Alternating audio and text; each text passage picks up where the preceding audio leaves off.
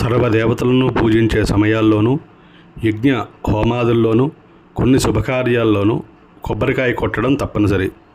కొబ్బరికాయ పైనున్న పెంకును మన అహంకారానికి ప్రతీకగా, ఎప్పుడైతే కొబ్బరికాయను స్వామి ముందు కొడతామో మనం అహంకారాన్ని విడినాడుతున్నామని, లోపలున్న తెల్లని కొబ్బరిలా మన మనసు సంపూర్ణంగా స్వామి ముందు పరిచామని, తద్వారా నిర్మలమైన కొబ్బరి నీరులా మన జీవితాలను ఉంచమని అర్థం. సృష్టి మొత్తంలో నీరు ఉన్న కాయి కొబ్బరికాయే.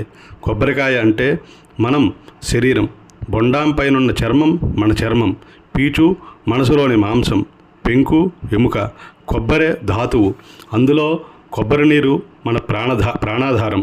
కాయపైనున్న 3 కళ్ళు, ఇడ, పింగళ, సుషుమ్న అనే 3 నాడులు. కాబట్టే భగవంతుని ముందు కొబ్బరికాయను మనం కొట్టాలి.